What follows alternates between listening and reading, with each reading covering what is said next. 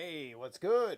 We are here, and I mean the we-ish, as in I'm not alone, as in I got the squirt with me for as long as he can tolerate hanging out, and I have to be careful that he doesn't get cranky on me because last time I had him on, he got a little snappy, and I had a close call. I think some people have better trust with their alligators than I do with my own iguana. And he doesn't even eat meat. He's okay tonight. He's good. He's just chilling. He's lethargic. This is good. All right, welcome. So I decided to go with Crypta to open the show. Starvation, because communism. Okay, here we go. I think we were right around page 25. I may have read this passage, but we're going to start from up here to kind of lace the two together. All right. Let me size this up proper. Much better. Good. And how's it going, Howard? I see you there. But the development of industry, the proletariat not only increases in number, it becomes concentrated in greater masses. Its strength grows and it feels that strength more. Right? So this is tapping into the collective pride of the working man, right? It's trying to make a whole working man's argument, right? The strength in numbers, and of course, you're talking about a time where, even if you were not amongst those given a very good education, that you at the very least were you weren't like the people in Cuba, you know. I mean, like, especially a lot of these places where communism came to rise that were not colonial, right?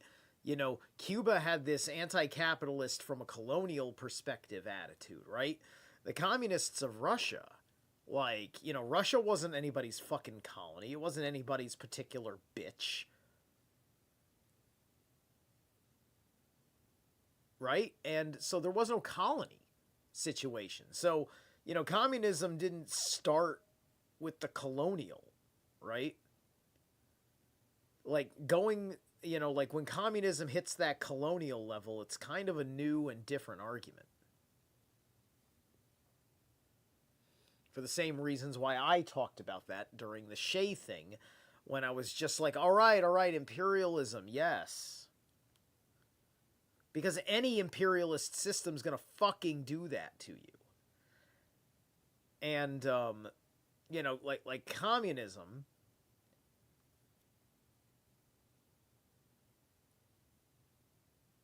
like communism, they were kind of like this, they were a union, they were like a confederate type of union, and I guess every nation kind of had it's just like what was going on at the Kremlin in Moscow was gotta be going on in the entire red side of the world, right?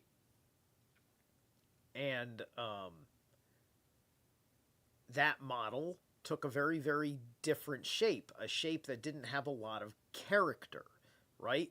There's a lot of, like, all the good art in Russia nobody's ever heard of. You just get to see all the nationalist stuff, all the things that were their movies, their books, right? And most of it doesn't strike us with any kind of impression. It doesn't, some of it's super smart, and you get a lot of super smart stuff in certain aspects of what, not communism, but just what Russians accomplished as the Soviet Union, which is all despite of the communism. Anyway, The various interests and conditions of life within the ranks of the proletariat are more and more equalized in proportion as machinery obliterates all distinctions of labor and nearly everywhere reduces wages to the same low level. Right, right. Just remember, this argument, it's just like every other leftist argument. It's made in a hermetically sealed jar. Right? This issue has never gone away, and no one's ever truly wanted to fight for it. People think they've wanted to fight for it, just like they think they want to fight for it now. But all of this is just surface rhetoric. Does this person talking have any fucking understand, because of course Karl is, as I've heard, and I heard it from people that said that this is what it's like in the book, and thus far, yeah, it's all sweeping. I was talking about this in the car. It was all these sweeping bourgeois this and proletariat that. The growing competition among the bourgeois and the resulting commercial crisis, making the wages of the workers ever more fluctuating. The unceasing improvement of machinery ever more rapidly developing makes their livelihoods more and more precarious. The collisions between individual and workman and individual bourgeois take more and more the character of collisions between two classes. Thereupon the workers begin to form combinations, trade unions. Okay, I remember reading all this. So I'm down here actually now. Okay, cool. We're skipping ahead because I did read this last segment. All right. Now and then the workers are victorious, but only for a time. The real fruit of their battle lies not in the immediate results, but in the ever-improved means of communication that are created in modern industry, and that place the workers of different localities in contact with one another. It was just this contact that was needed to centralize the numerous local struggles, all of the same character, into one national struggle between classes. But every class struggle is a political struggle, and that union to attain which the burghers of the Middle Ages, with their miserable highways, required centuries, the modern proletarian, thanks to railways, achieves in a few years. So here's the tick of fucking technology changing our goddamn lives. Things are happening faster, things are happening overwhelming and more so. The mind is in a fucking loop. The dressing has changed. The level of visibility of the changes in your tech, for instance, we've had these phones, these black slabs in our pockets now for many, many years. The smartphone being the king technology of the individual of our modern day, right?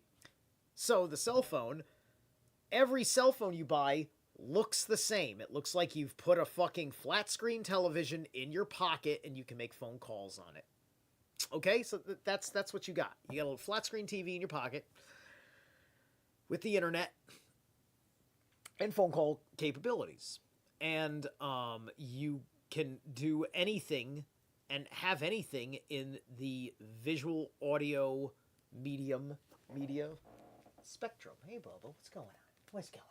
See, when he wags his head like that, that's when I get a little worried that he's getting on the uppity. Come here, Bubba. We're going to shift you. Yeah, it's okay, buddy. It's okay.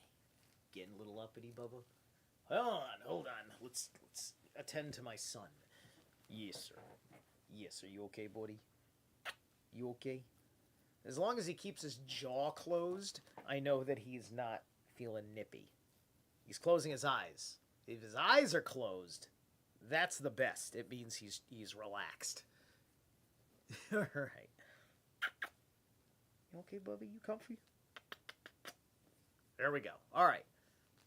That is both for his love and my protection. Okay.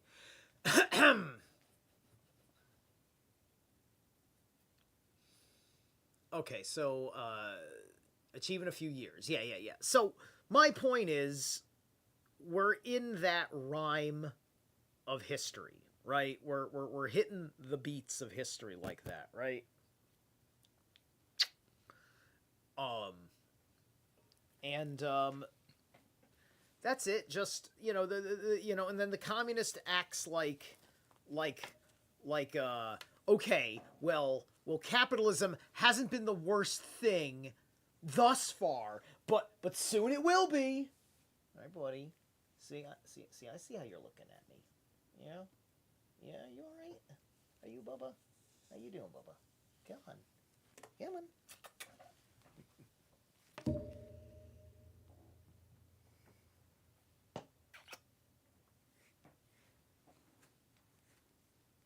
He has to look a certain. He has to look a certain kind of way, and reading a reptile, especially one that's a little bit dangerous, like my boy. Even when you're good at it, it takes a second, especially if you're trying to do two things at once and not insult the boy's sentimentalities. You all right, Bubba? You look less comfy now, eh? You gonna make it to the segment end? Can you give me a segment? You can give me 15 minutes? Are we all right, buddy? If I go like that, are you gonna open your mouth? No? Oh, yes you are. Yes you are. Yeah, you see, he wants to be a little nippy. He's annoyed. Okay, buddy. Okay. All right. I'm gonna put him down, and hopefully he doesn't make a big mess all over everything. Okay, Squirt. Let's put you back here. Can you go back there in the corner and just hang out in the corner? Like, just be all slick in the corner? Like that? There you go, Bubba. Alright, so maybe I'll bring him back a little bit later if he looks like he's calmed the F out. And hopefully he doesn't do any gymnastics back there and climb on the bookshelf. He probably will, but oh well.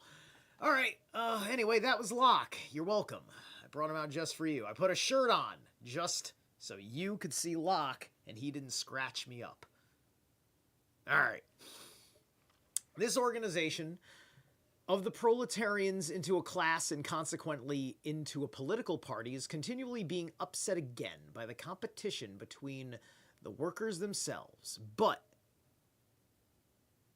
it ever rises up again, stronger, firmer, mightier. It compels legislative recognition of particular interests of the workers by taking advantage of the division among the bourgeois itself. Thus the 10 hours bill in England was carried, right?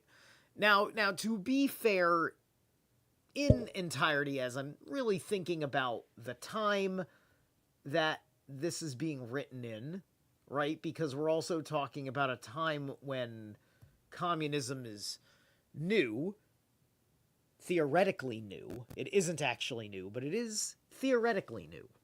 It isn't actually new because microcosms of communism are in effect. It's just like being under wages, right? It's like communism is saying, don't you hate this wage system that the burghers created? How about we just make a uniform national wage system? And then we'll make it a global thing eventually, but we'll communize our nation, and then all our people will have everything the same. It'll be awesome. How's that sound, guys? And that's like literally the conversation that we have every 100 fucking years, incessantly, right? And we make sure just enough people forgot how bad they did it last time.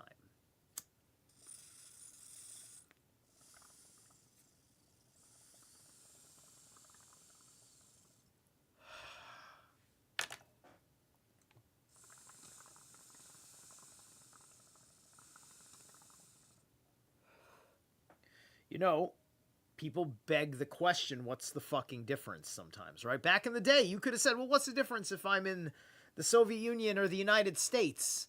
I can't smoke pot legally in either one of those fucking countries. Now we can smoke pot legally in the United States, but you'd rather we'd be like the Soviet Union, but with pot. And somebody is going to look at that, is going to look at the human condition. That's not going to fly. You're going to start complaining about that. You're going to downplay all the arguments. Anyway, you get my point, right? Like, if you pay closer attention, you see the reemergence of the vicious cycles, and then it's the question of how do you nip a vicious cycle in the bud and be able to address people that are in the realm of effect when these narratives arise to hijack your psyche, right? Because there's a psyche hijacking when people appeal to, like, as a construction worker, you know, a communist running around with his fucking things about, do you like unions? Do you like healthcare? Do you like this? Do you like that? Ha ha ha ha ha. See, you're a communist. And I want to really, like, it's just like, you know, first off, you know, it's, you know, you get too many people with the attitude of, I'm gonna act like somebody who you want to assault.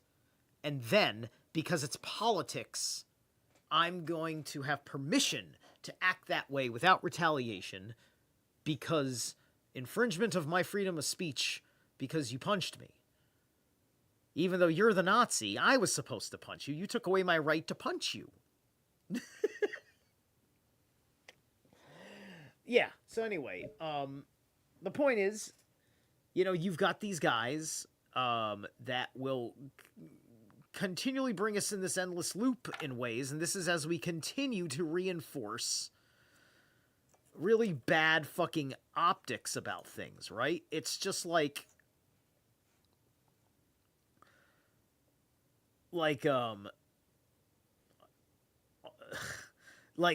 and literally everywhere you go, there's a fake guy everybody thinks is real, and then a fake opposition to the fake guy that everybody thinks is real. So therefore, the opposition to him must be real. Or they say he's the fake and our guy's the real guy. And on and on and on it goes. And then somehow we find ourselves in a very weird place, and then people act like, oh, look at you. It's your fault that this guy is there. And I'm just like, okay, motherfucker, when I wanted that guy, this is before I just said, fuck it, I'm full-blown anarchist. You know, back when I supported that guy, when I fucking wanted that guy, none of this was known, none of this was out there. Everybody worked pretty hard to look. And a bunch of people betrayed us and revealed that they were gatekeepers because they couldn't have looked that up. And meanwhile, I'm trying to fucking save an idea that everybody in this country will like from horrible people representing those ideas. And which is why I say to hell with them, because the ideas are more important than the people that get fucking elected. The only way an idea stands on its own is if you don't give it to them.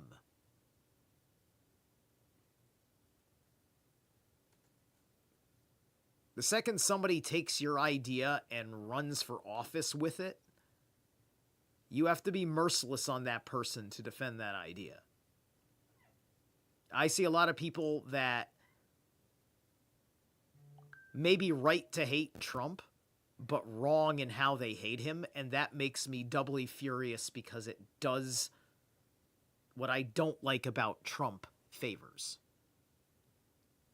And it cheapens the significance of not just your superficial, like, Epstein thing, which is just personal, but it's the stakes of a whole fucking unaccountable fucking system. Like, when you think about the Fed is like the goddamn fucking European Union. The European Union is like the deep state, which is like a public, face value because like it's there, it's a thing, and it's all about these unelected people that are given more power than the elected people. And we agreed to this nonsense. Granted, the EU is a confederacy.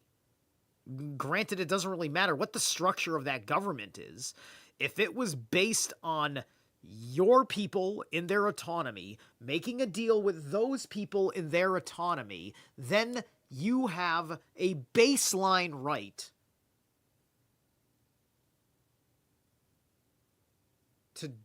to change the terms of the contract. It doesn't say forever on the Constitution. It doesn't say eternal. It doesn't say immortal. It doesn't say everlasting. Like the contract, you can fucking pull the fuck out tonight as a state out of the federal union. You could. Texas has a treaty where if they pull out, they get to make 4 states and form their own union of 4 states. Like a little red America within a blue America. But anyway, further, as we have already seen, entire sections of the ruling classes are, by the advance of industry, precipitated into the proletariat, or at least threatened in their conditions of existence. These also supply the proletariat with fresh elements of enlightenment and progress. Okay, I've seen the entire section of the ruling classes are, by advance of industry, precipitated into the proletariat.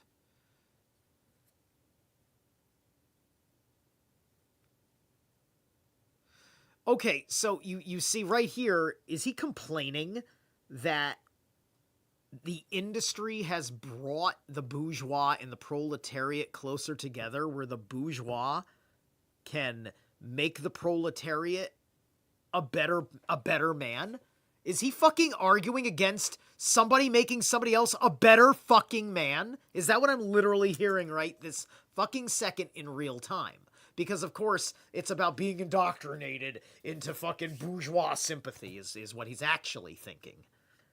Right? But look at his choice of words. He's denigrating words like enlightenment and progress. Is he being ironic?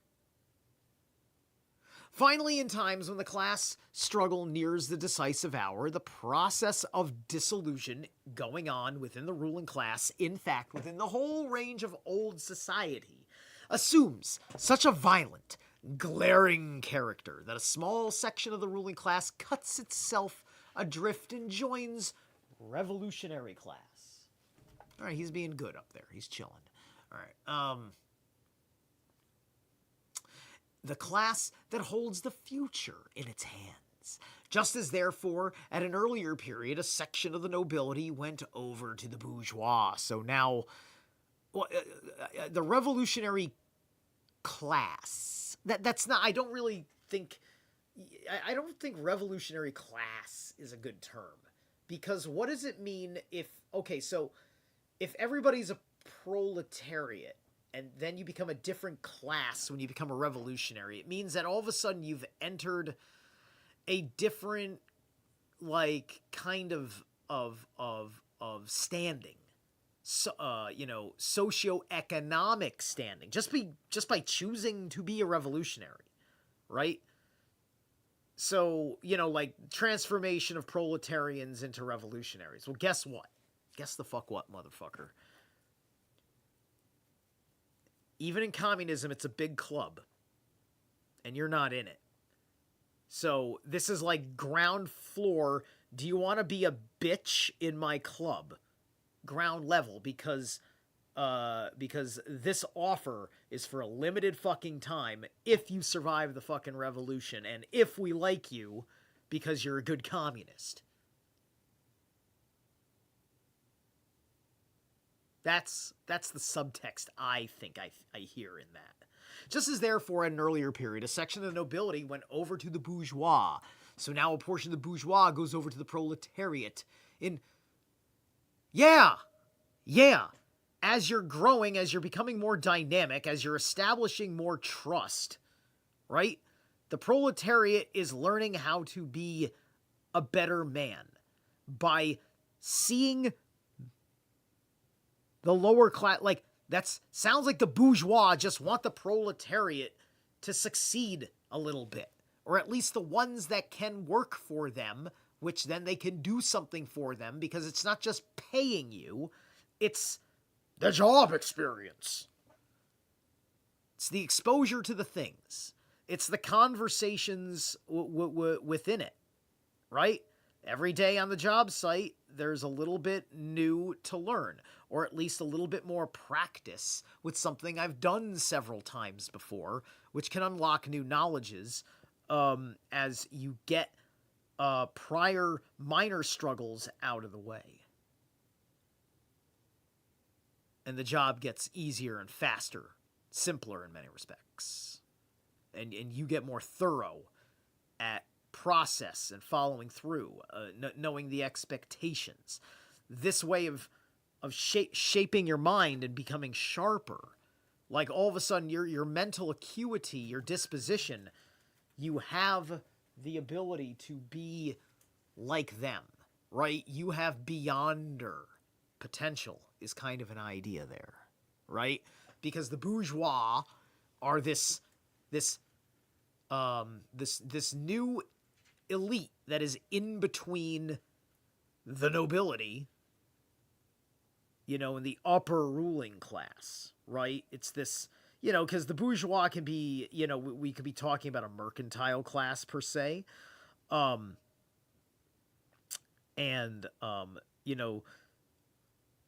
Considering the region, the time period, the bourgeois can honestly, there could also be anti-Semitism.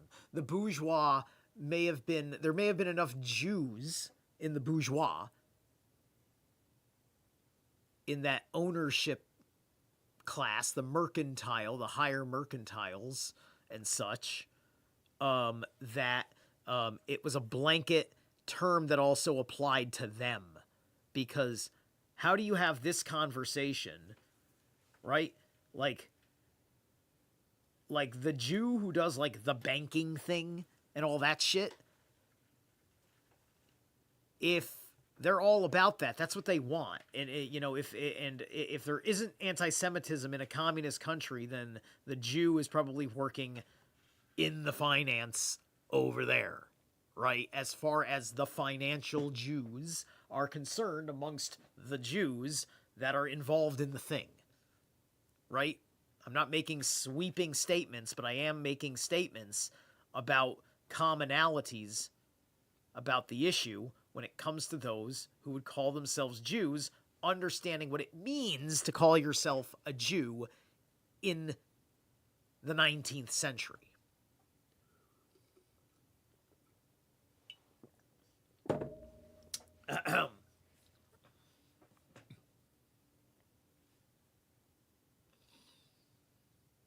All right.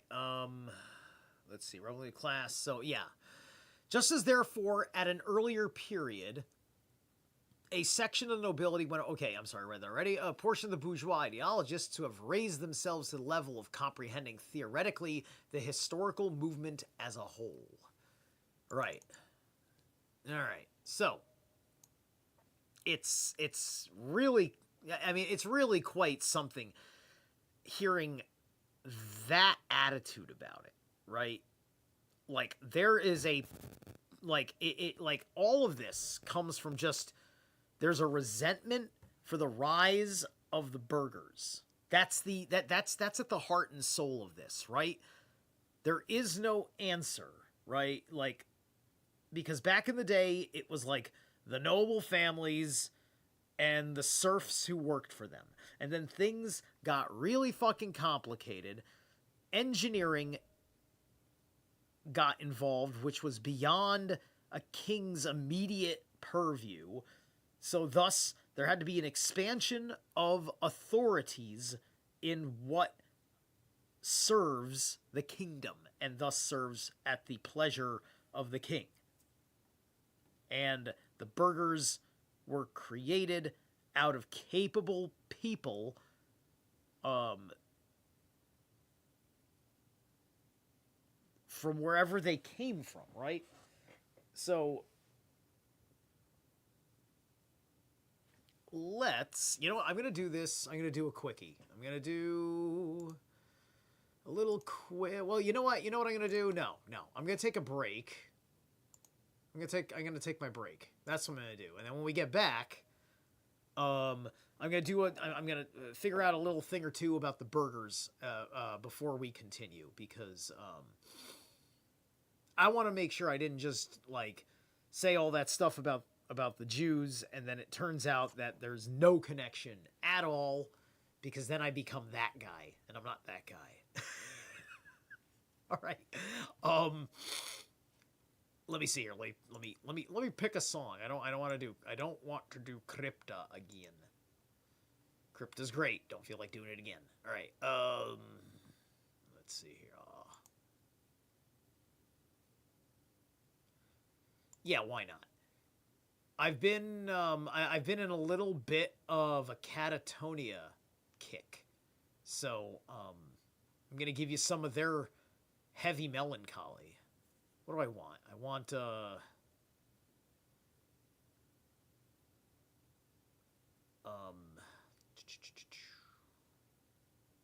right, fine. Wind of No Change, because you know communism won't change anything. Go. Play. You're supposed to play.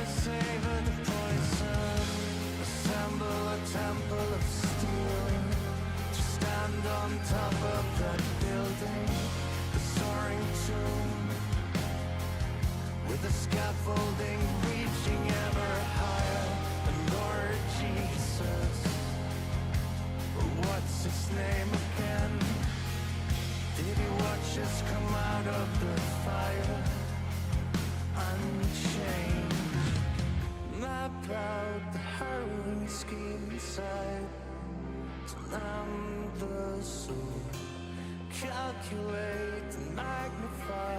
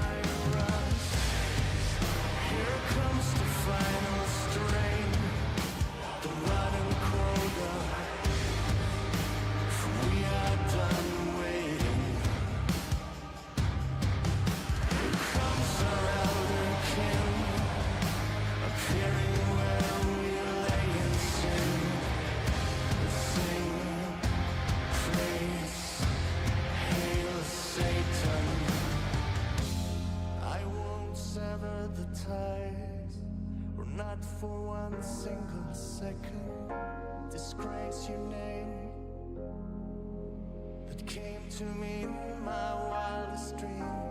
You're the flicker on a dead screen, present yet unseen.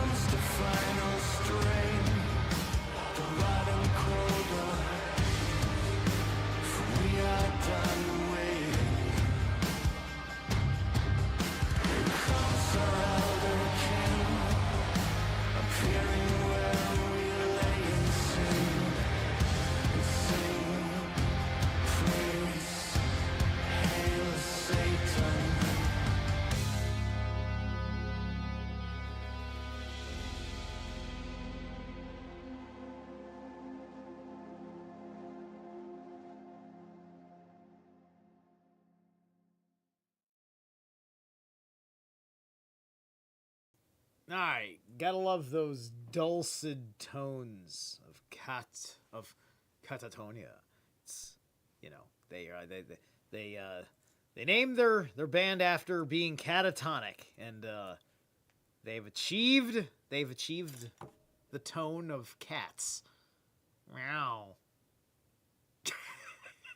Anyway, okay, shoot. All right. I was checking a few things and I didn't jump on. Okay, so,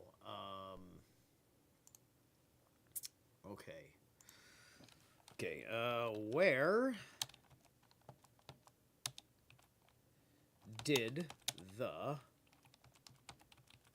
burgers come from? All right. Burgers can refer to distinction. The burgers come from Sri Lanka. There's the burgers of Sri Lanka. That wouldn't be it. The medieval European burgers, the original meaning. Thank you. All right. Origin. This is according to Grok. Origin in medieval Europe, especially the Holy Roman Empire, Low Countries, and Germany. A burger, from Middle Dutch German burger, means citizen of a burg town. Was simply a town-dwelling middle-class citizen with legal privileges as opposed to peasant or noble. Right. So this is the Karls, right? So before the Middle Ages, we didn't, there was some sort of suppression of the merchant class, the free men, the Karls. There were jarls, which would be the nobles, and there were thralls, which would be your serfs and peasants. Slaves back in the day. So, once again, middle class. These were merchants, craftsmen, professionals who lived in chartered towns. Famous example, the Calvinist burghers in the Netherlands in the 16th and 17th centuries who led the Dutch revolt against Spain. All right. So, All right. Of the European burghers, who were the first? All right. The Portuguese in early 1500s. Traded officially the Portuguese discovery of Ceylon. 1518 onward, the Portuguese start building forts. 1520. Well, the first European arrived to contribute to the burgher community. 1526, Portuguese. Okay, thousands of Portuguese soldiers, sailors. That's in. It's all Portuguese. That's interesting. This is all through the Portuguese, according to Grok. Result, by the time the Dutch captured the Portuguese possession in 1630, there was already a sizable Eurasian population of mixed Portuguese, Sinhalese, Tamil descent. These people were the first European descended burghers. Interesting.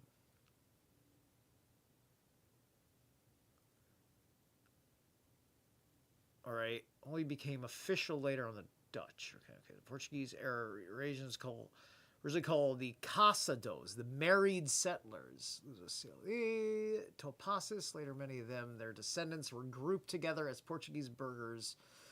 Okay, so before they were known as burghers, in Portugal, they were the casados, the married settlers.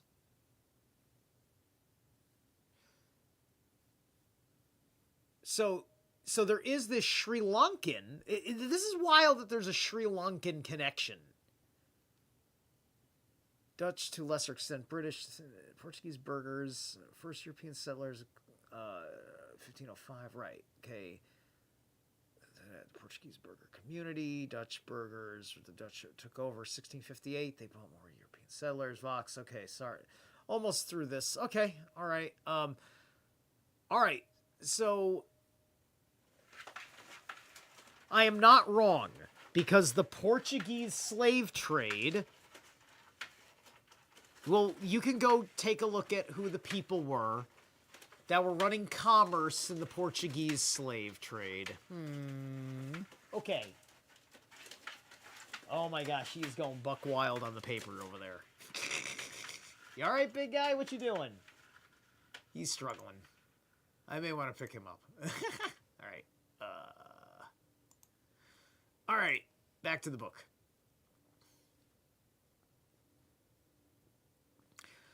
Of all the classes that stand face to face with the bourgeois today, the proletariat alone is a really revolutionary class. The other classes decay and finally disappear in the face of modern industry. The proletariat is its special and essential product, right?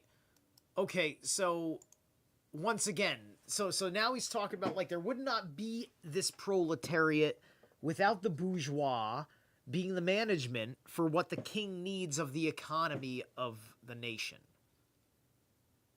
Effectively.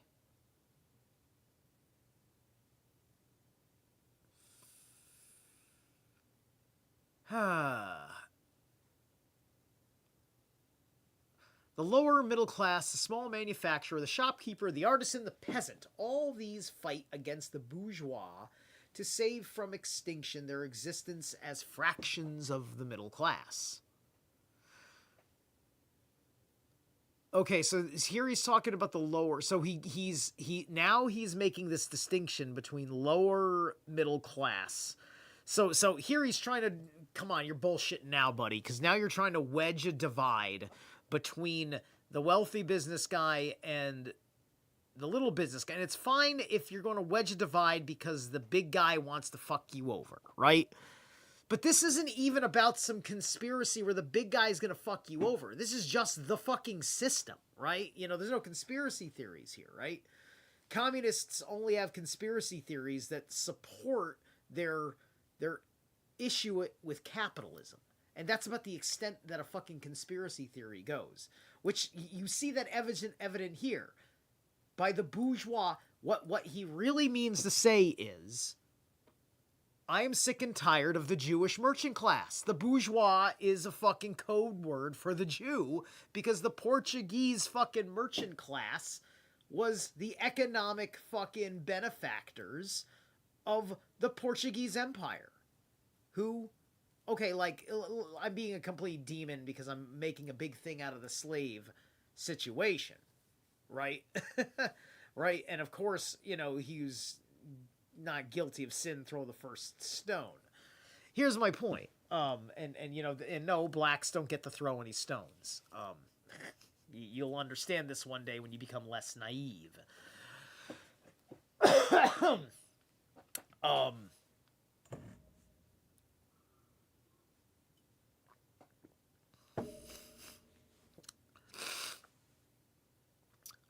So they resent how like, yeah, the bourgeois is the only reason why capitalism is a thing. So by the character of the burghers, everybody is now like, so basically they're saying like, oh, you're an economic Jew, right? Because say you're a fucking actual Dutchman, you're not Jewish at all, but you're in the game, and if you fucking own a shop,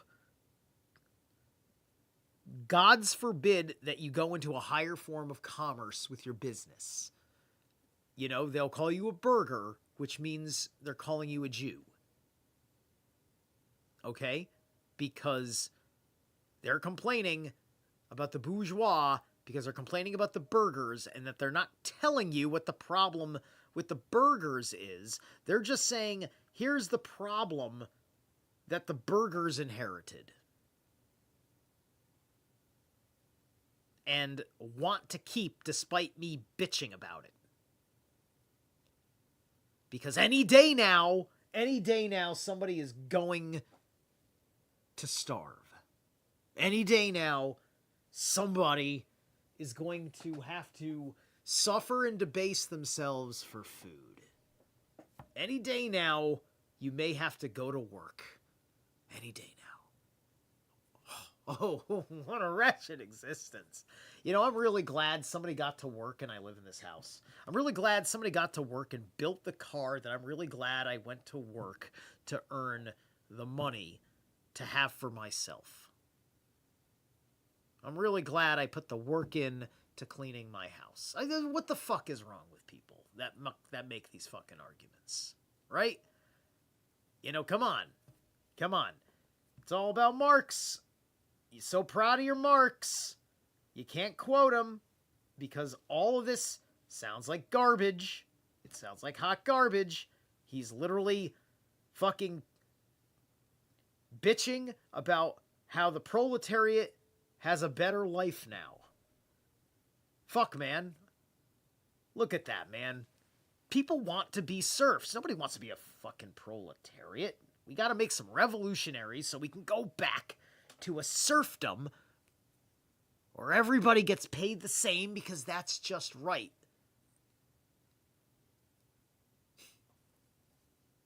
Oh, man. And the amount of aid the Soviet Union needed in its early years. People don't even know. Like, people aren't even aware. Like, fucking, like, Herbert Hoover or Henry Hoover, whichever Hoover was the president before Roosevelt. Back in the day, he fucking saved the Soviet Union because he went to the Soviet Union and he finagled some fucking bullshit with their situation to deal with, like, I don't know, turnip crops or something, right?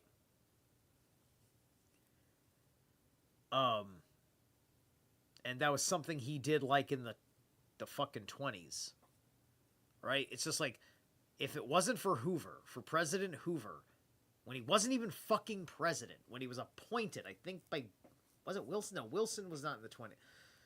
One of those fucking unremarkable presidents, like, who was after Wilson?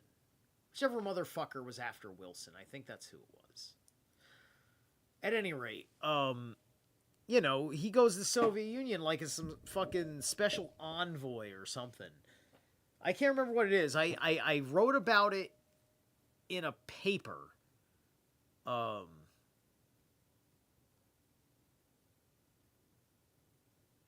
When I was studying some facts about history for school. Like, this was like, God, 20 years ago. But anyway,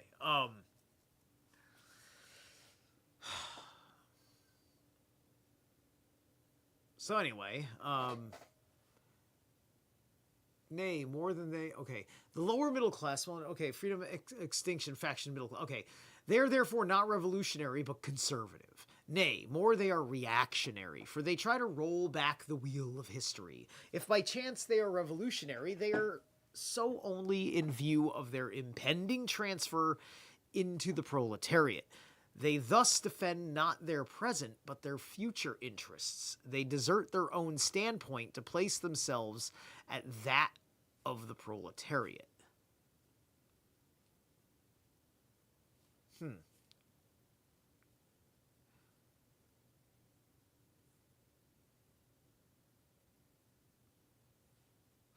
Gotcha. So this is him saying basically he's like the only reason why he's a revolutionary is because he's about to lose his money.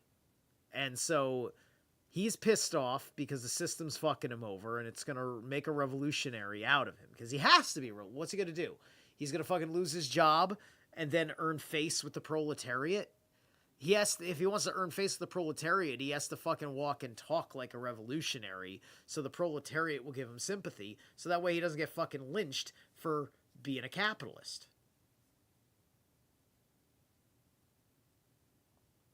And then, you know, and that kind of peer pressure is akin to fascism. Because you're grooming yourself at that point. You're making decisions based on peer pressure. You're making life decisions. You're making state of being decisions based on peer pressure. That's fascism.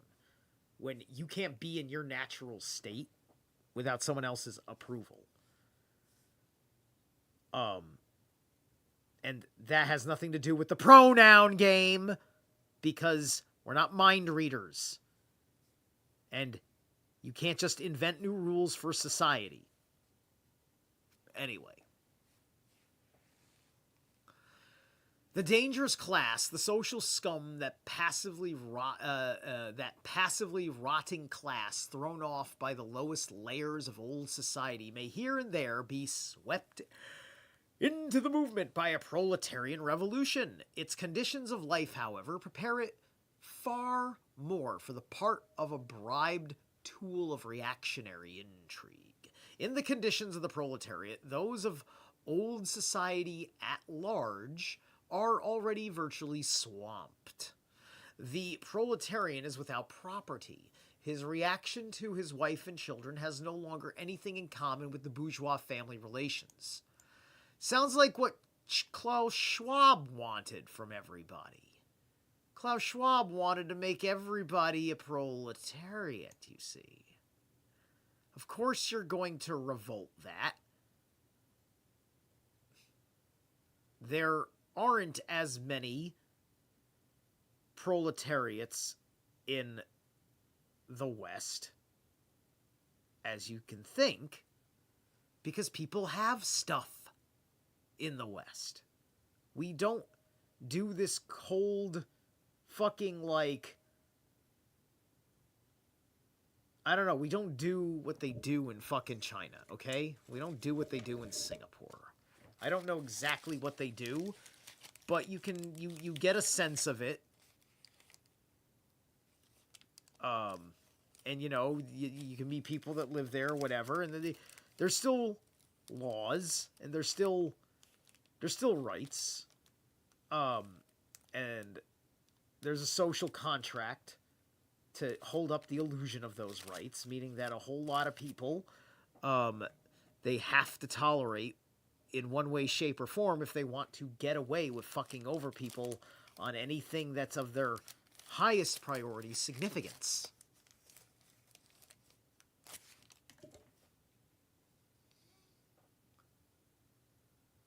All right.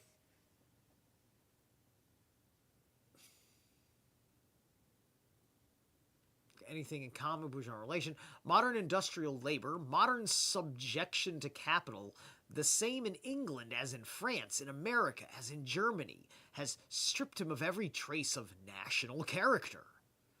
Oh, national character! Is Marx a nationalist? He's complaining about the bourgeois stripping him of his national identity? You get the opposite. Look at Trump. Being a bourgeois has made him the ultimate nationalist. Right? Law, morality, religion are to him so many bourgeois prejudices, behind which lurk in ambush just as many bourgeois interests. Okay.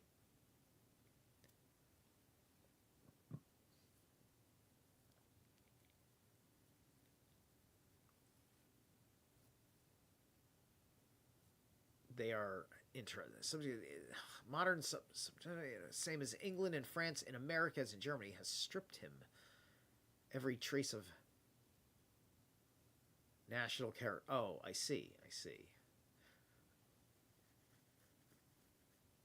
That is, see, that statement just doesn't even make sense to me, right? Because we're talking about America in what, the 19th century is effectively what he's talking about. 19th century, early 20th century, something like that. Or no, or early 1848. There was the whole thing that we were reading in the beginning. Whatever years that was, for fuck's sake, right? Whenever in America. Now, perhaps, if hidden history is to be believed, that there could be something going on that just looks like a bourgeois thing that we don't recognize because we don't recognize what our pre-Civil War, pre-even Reconstruction America looked like. Because you think this damages only affected where the war happened? Did you see gangs in New York? How many fucking, like, little memorials and monuments and buildings and stuff in the North, you know, did, like, people fucking, like, tear down that were, like, Southern sympathizer symbols or something, right? You know, all sorts of little things. I just don't know what it would look like. It may not even have looked like a memorial, right?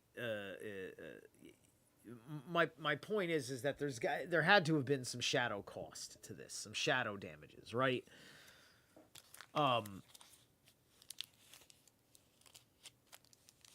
We built a lot of great buildings back in this Antiquitech time, the Tartarian labeled time in the West.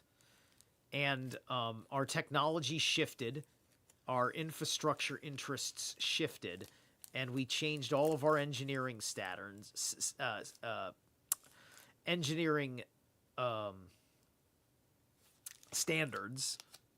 and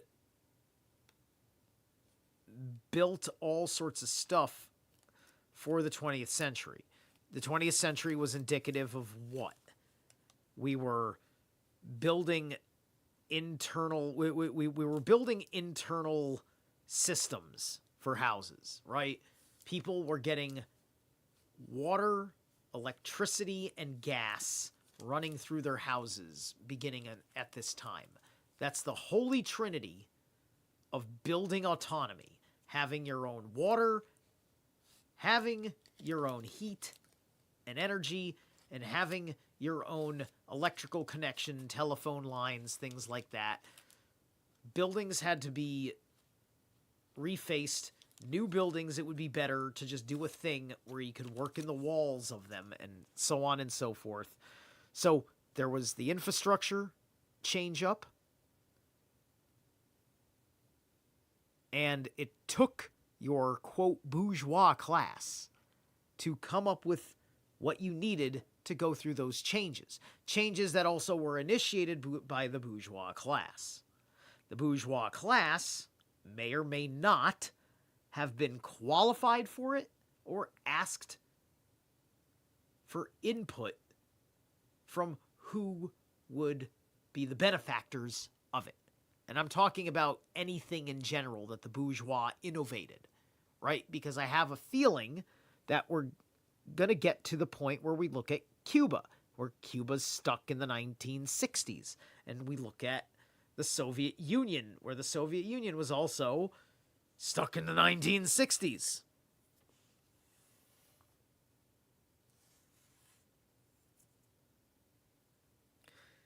Cuba having the wonderful problem of being surrounded by the U.S. Navy and thus having no friends at all.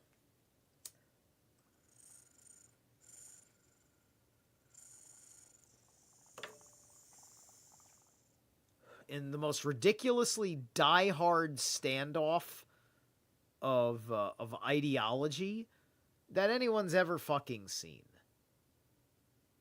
Right? Why does North Korea want to talk to America, but not Cuba? Seriously, what makes North Korean isolationism different than Cuban isolationism to the United States, right?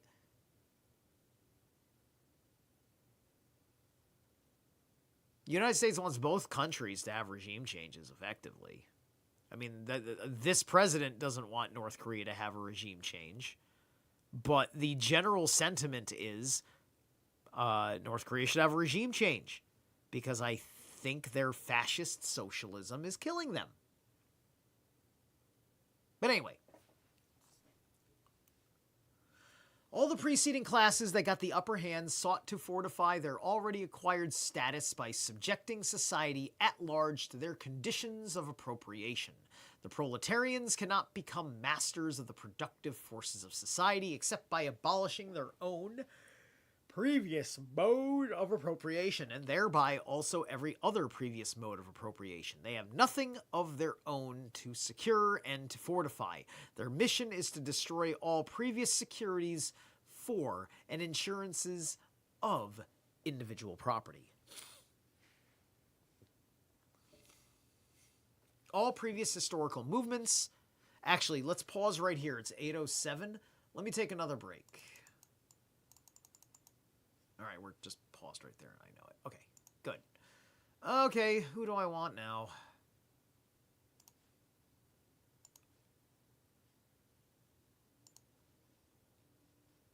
I've given you the catatonia treatment. I need to change it up again.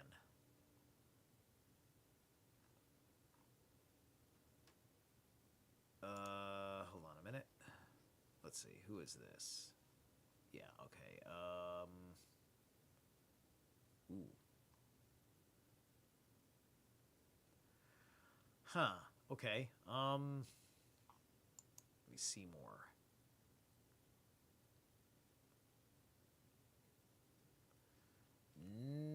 No. I'm trying to be semi-cute.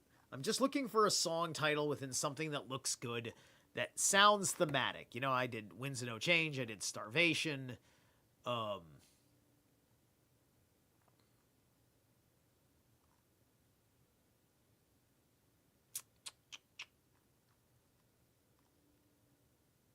Actually, yeah, why not?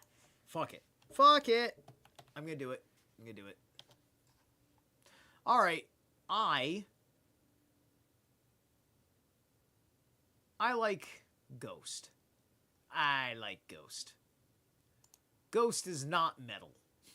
They are not metal, but I like Ghost. And it's okay to like things that kind of pretend that they are, metal, but they're not. Which one was it?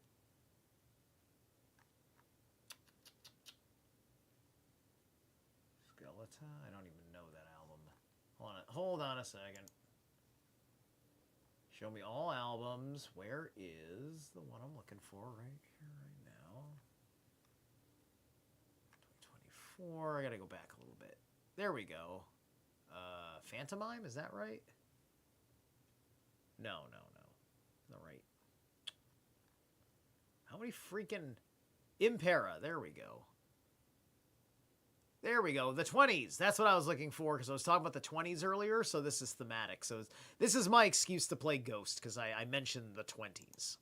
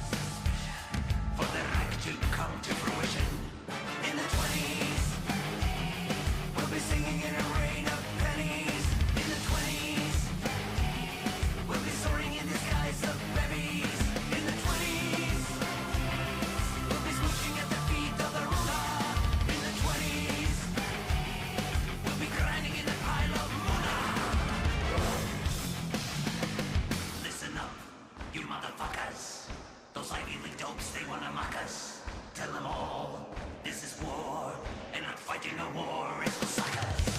Assassinate. Gather the tools to disintegrate. Hate.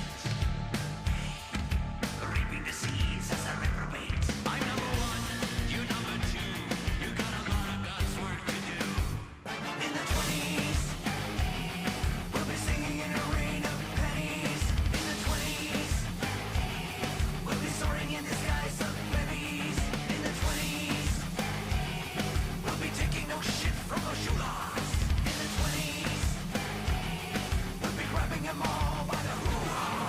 In the 20s, we'll be dancing in the fields of freedom. In the 20s, we'll be crashing the laws 'cause we don't need them. In the 20s, all the way to the 30s.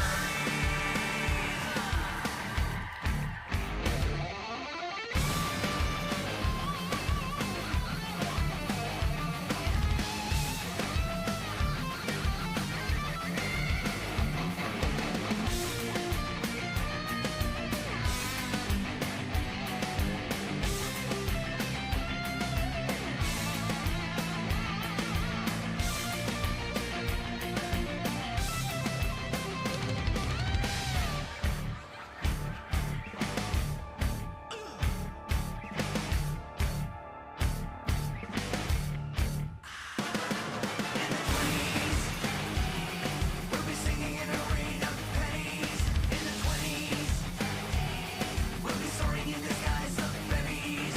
In the 20s, we'll be slouching at the feet of the ruler. In the 20s, we'll be grinding in a pile of moolah.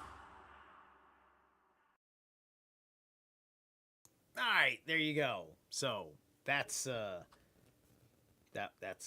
I like that was fun. Anyway, I don't know. I don't have much to say. That it's the 20s. We're gonna make a whole lot of money in the 20s. Yada yada yada. The Roaring 20s. And so, just the bourgeois are trying to bring joy, fun, entertainment, right?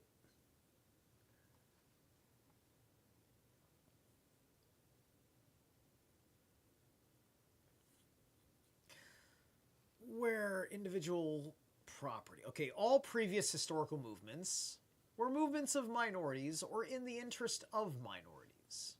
Let me double check here real quick, because yeah, I'm definitely live. I've had 2 likes. I have no idea what I've had up to 13 views. I'm assuming my audio... make a whole lot of money. Yep. Audio's good. All right. Just double checking.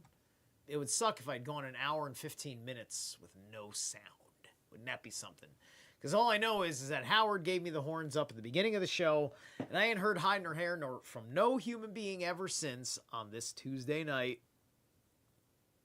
That's okay. I run, I suppose, a boring show. It's fine. I'm boring. Forgive me for educating you. Oh, God, it's so awful. Who is this fucking lame guy who's... Oh, yeah, you're into metal, but you can't fucking do anything exciting. Anyway, all previous historical movements were movements of minorities or in the interest of minorities. The proletarian movement is the self-conscious, independent movement of the immense majority in the interest of the immense majority. The proletariat, the lowest stratum of our present society, cannot stir, cannot raise itself up without the whole superincumbent strata of official society being sprung into the air, right? And so, like, the proletariat is the new serf, right? It's the new feudal serf, right? Because you're still like a subject to the king and whatnot. But now you're in all of this business. You've got a whole certain kind of freed life because of all the important shit you gotta do. And that puts you on a new level, and it makes you more capable when you are with and about people. Because you know how to make deals, and you know how to do things from your talents, and so on and so forth, right? The proletariat is just the same thing as the serf, except that instead of it just being this crazy, like, land thing, and then there's somebody from the noble class sent to shake you down for what you owe your lord.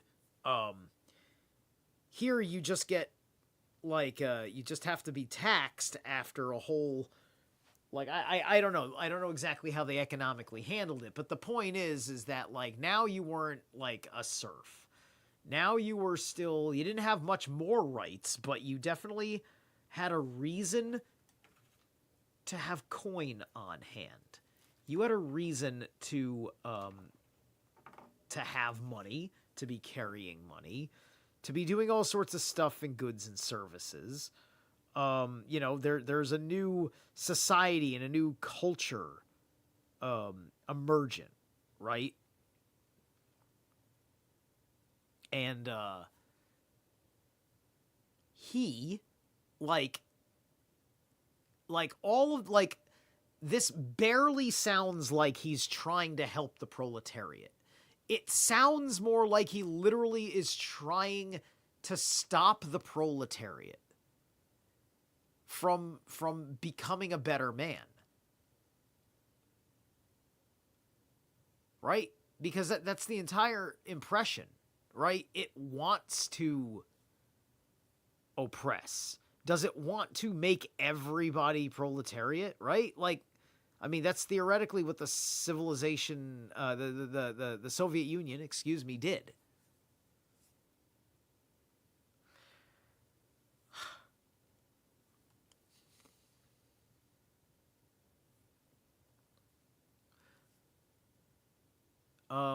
Each country must, of course, settle matters with its own... Okay. Though not in substance yet in form, the struggle of the proletariat with the bourgeoisie is at first a national struggle. The proletariat of each country must, of course, first of all, settle matters with its own bourgeoisie. Now, when this book was written, like, let me double check real quick, all right? We're on page 28. Just want to remember that. Let's go back up top side. 1898, okay? 1898. So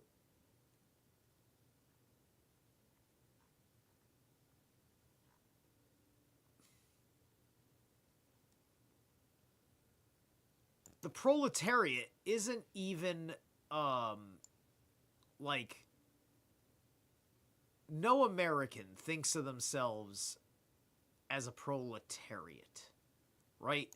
I never hear my friends on the left using proletariat type of terms, right?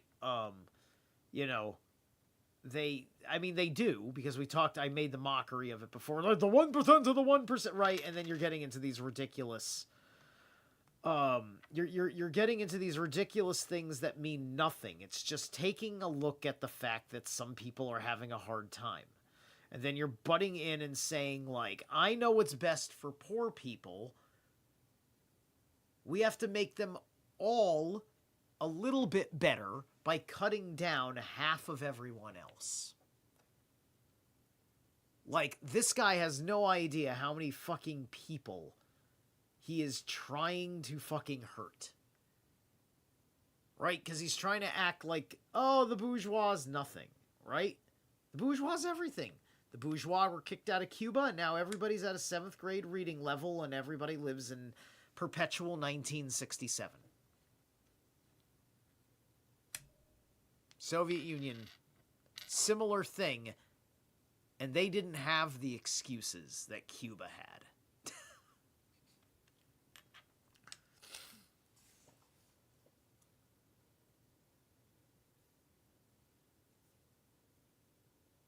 And there's a lot of shit in America that is modeled off of a lot of bad things that we have and have had.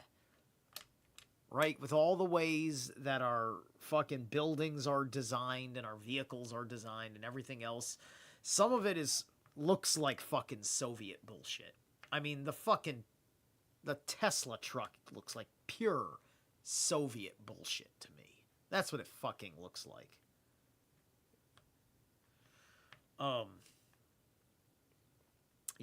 It's just like, you want to give me the future? I want my future to look like Mobius. Give me Mobius. I'll take a Mobius future.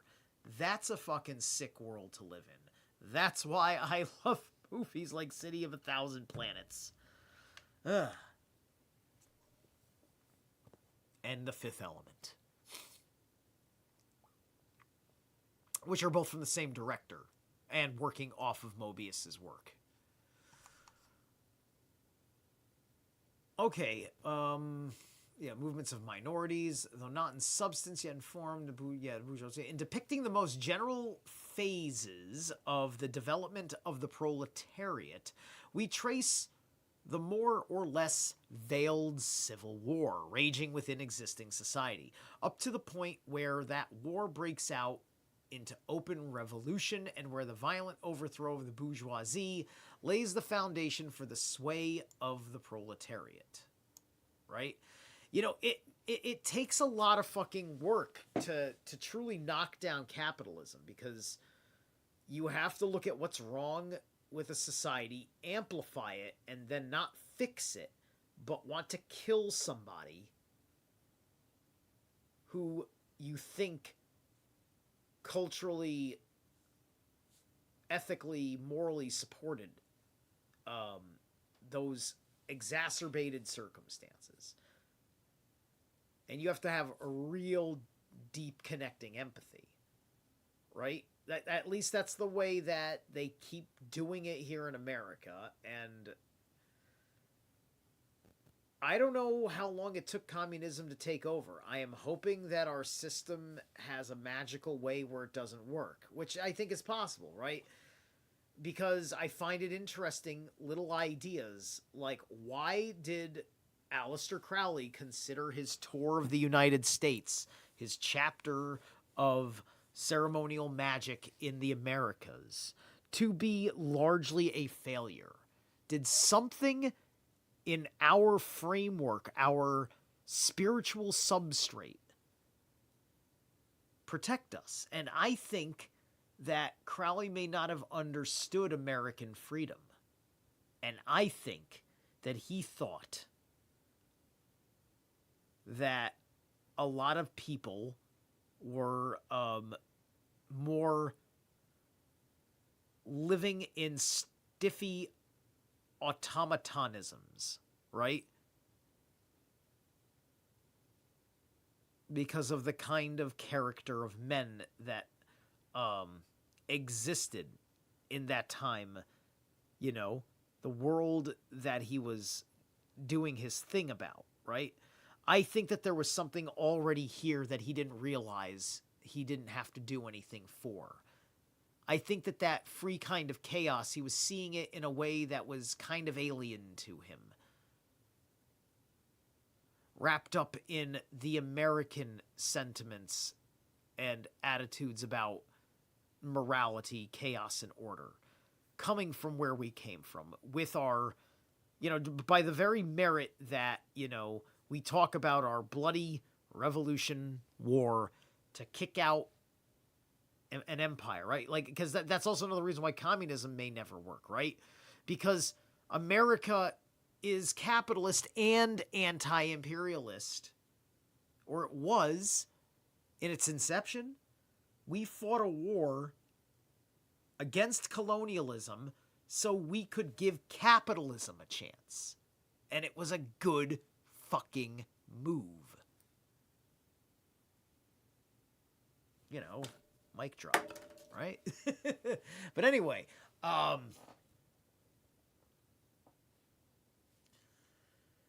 hitherto, every form of society has been based, as we have already seen, on the antagonism of oppressing and oppressed classes. But in order to oppress oppress a class, certain conditions must be assured to it under which it can at least continue its, is that slavish or Slavish existence? Anyway, probably meant slavish, but then again, slavish is Slavish, isn't it? The serf, in the period of serfdom, raised himself to membership in the commune, just as the petty bourgeois, under the yoke of feudal absolutism, managed to develop into a bourgeois. Interesting. The modern laborer, on the contrary, instead of rising with the progress of industry, sinks deeper and deeper below the conditions of existence of his own class. He becomes a pauper, and pauperism develops more rapidly than population and wealth. Okay, so being a pauper, all right, so this gets into the urban aspect of things, right? There is something to be said about the fact that here you are, you've put yourself in a city situation. You can't just be the guy who goes and starts, cultivating your land. So, like, as a serf, you're not on some land to cultivate. You're not, like, right around your food and picking up your food or going off into the groves somewhere to grab some berries or something like that or whatever. And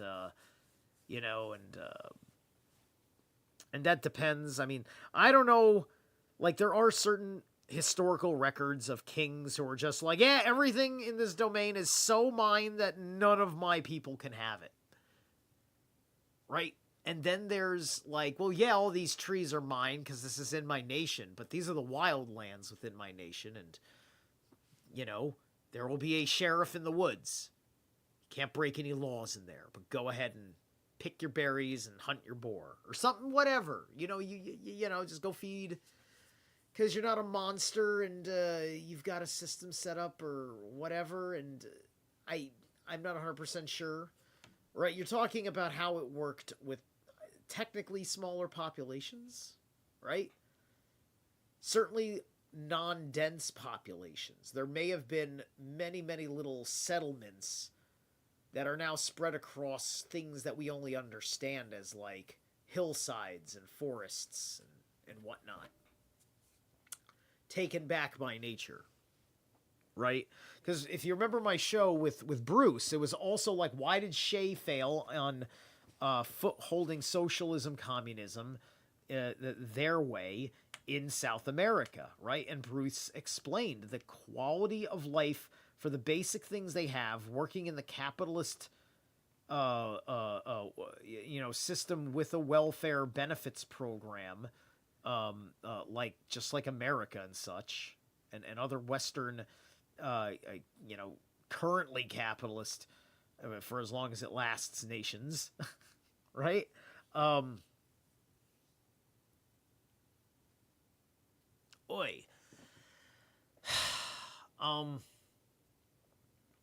There's like,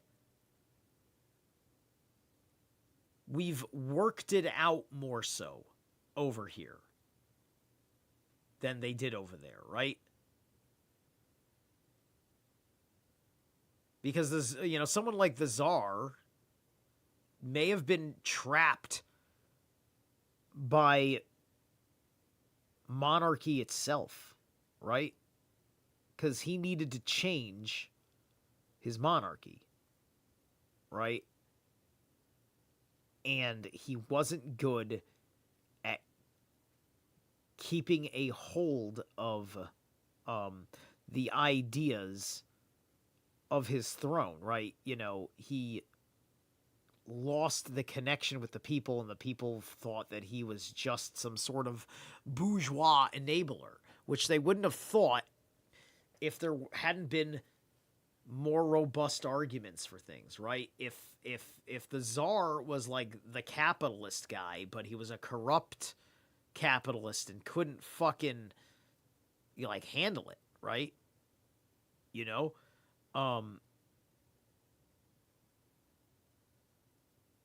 The idea, it's entirely possible that the reason why Trump works the way that he works is that as a politician, he is not, quote, corrupt, but he was perhaps a crooked businessman. But to do things differently in politics, he had to work from not being corrupt. Maybe he's corrupt now because I don't like 47 as much as I liked the first 3 years of 45. You give me the first 3 years of 45 and I'm fine. Everything else I couldn't care less about. And I hate at the same time.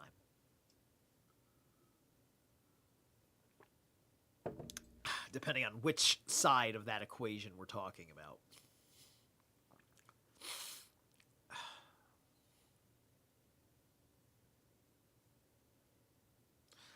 The modern laborer, on the contrary, insists rising progress of industry sinks deeper. Right, okay, his own class, he becomes a pauper. And here it becomes evident that the bourgeois is unfit any longer to be the ruling class in society and to impose its conditions of existence upon society as an overriding law, right? You know, so I think, like, so far the most compelling argument he's made is the serf becomes the pauper and pauperism develops, right? The homeless man, the homeless bum, the street vagrants, so on and so forth, right?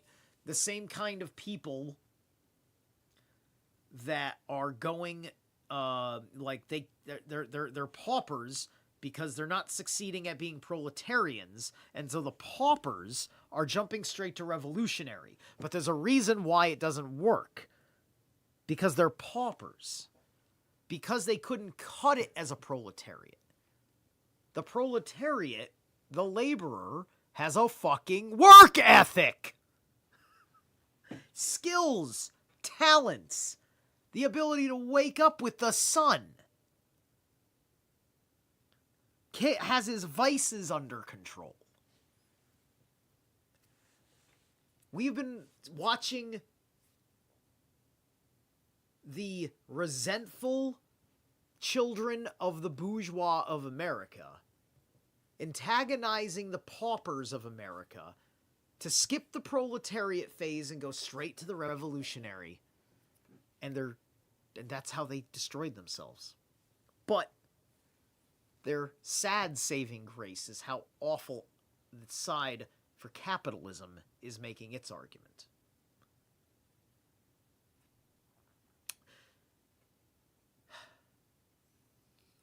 It is unfit to rule because it is incompetent to assure an existence to its slave within his slavery, because it cannot help letting him sink into such a state that it has to feed him instead of being fed by him. Society can no longer live under the bourgeoisie. In other words, its existence is no longer compatible with society. And let's not get started about what happened to feeding and being fed. Because people that make this fucking argument, they do not appreciate how complicated agriculture, farming, and food processing, storage, and transit logistics are.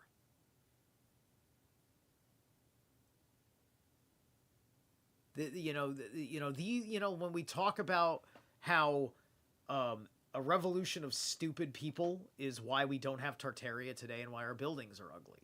This would be a great example. We culturally fucking murdered ourselves. But maybe for good reason. Maybe we blindly were cruel and crude about certain things. Cold.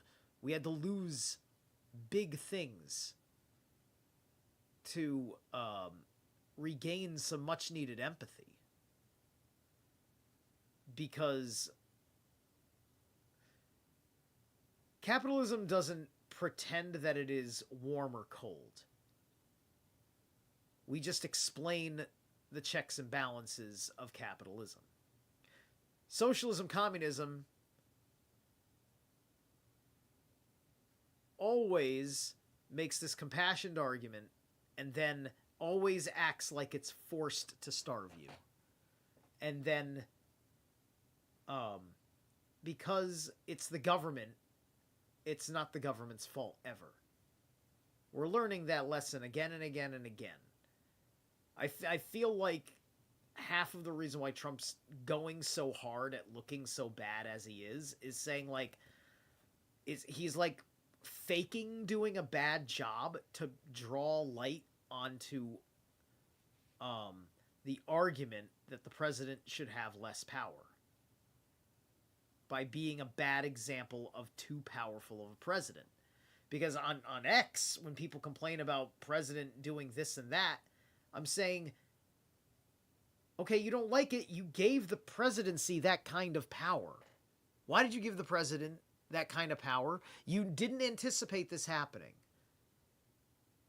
You didn't anticipate a political candidate you couldn't control. Optically speaking. Right? They had complete control of George W. Bush and H.W. Bush and Reagan. They've had complete control of every Republican going back to Eisenhower.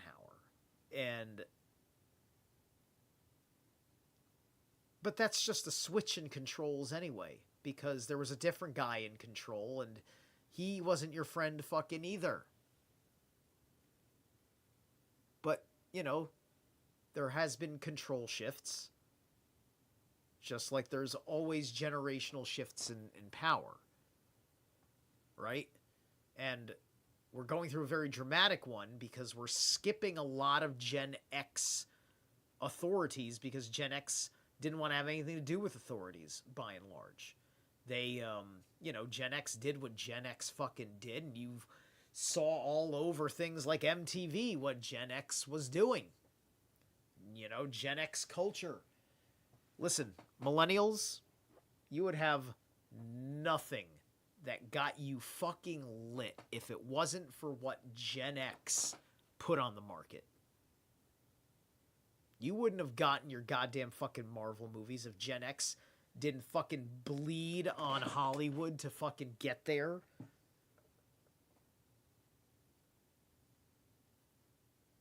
People really don't know what to say about Gen X in contribution to the day we are living in. Good. You're welcome. Fuck you.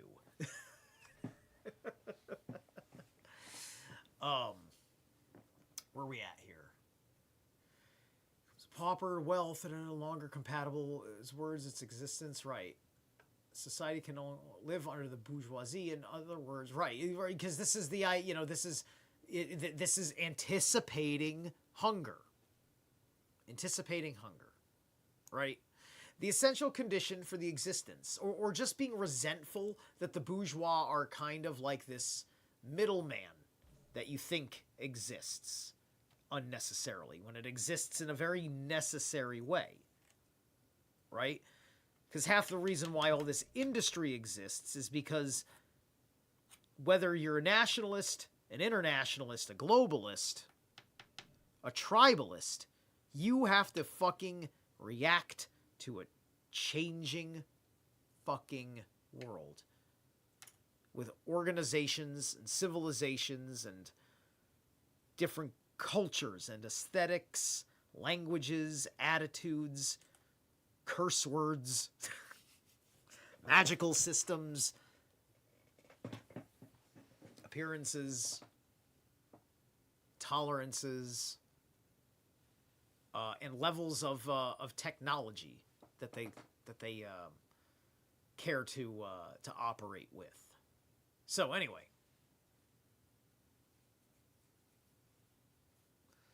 so none of this is a fucking unique to the bourgeois in existence. This is just unique whenever such change brings about a new kind of social order. And so these are people that have been resenting business coming into the world. Business is such an obvious, tactile, tactical, useful function for resource aggregation, cultivation, repurposing, fabrications, and eventually being used as the body of a product on the market that gives you a novel experience of a change in your standards of living, your quality of living, what it means to live where you live, or what it will mean for living in a place you're more interested in living for having it, right? Who would live in New York if they didn't have the kind of water supply delivery system that New York City has? World famous special water delivery system for the purified water in the pipes and so on and so forth and everything else. And then on top of that, it's what makes the goddamn fucking dough for your pizza fucking perfect. Any basic slice of pizza made from scratch in New York City is an authentic New York slice just because you used New York water to knead your dough. That's all it fucking takes to be a New York slice, motherfucker. The water. It's in the water. Anyway, and I don't believe the proletariat in power could do that. I think the only thing they could fucking do is maintain the pipes until the pipes break down and then replace them with shittier pipes and then have lost that magic of that technology for at least a fucking generation. The essential condition for the existence and for the sway of the bourgeois class is the formation and augmentation of capital. The condition for capital is wage labor. Wage labor rests exclusively on competition between the laborers, the advance of industry, whose involuntary promoter is the bourgeois, replaces the isolation of the laborers. Due to the competition by their revolutionary combination, due to association with development of modern industry, therefore cuts from under its feet the very foundation on which the bourgeois produces and appropriates products. What the bourgeois therefore produces above all are its own gravediggers. Its fall and the victory of the proletariat are equally inevitable. No, it isn't. You wouldn't need a revolution if it was inevitable.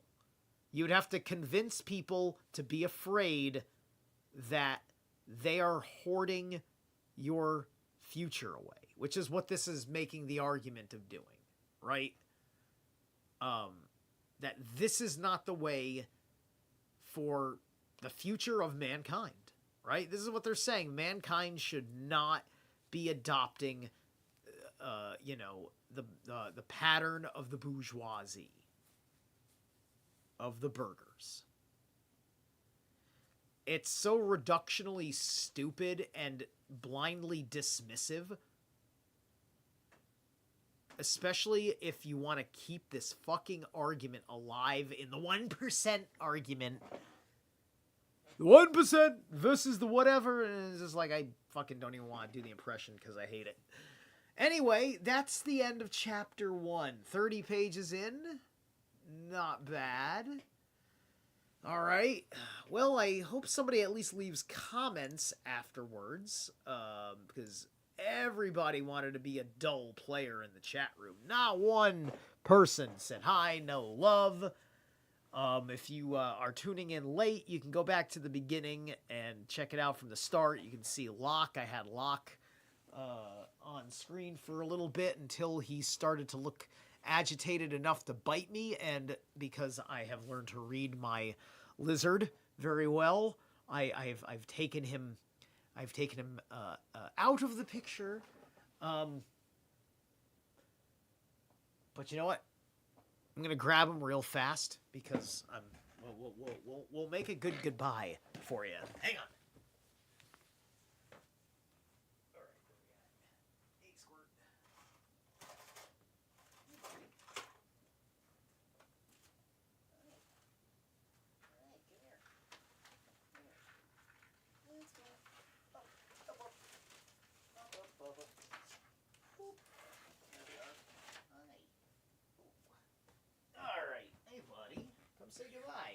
say goodbye to our friends. Look at all the people that love you. All one of them. All right. Say goodbye. See, oh, look, see? He's waving. He's really just trying to find a grip. But we can say he's waving. All right. See you guys later. Bye.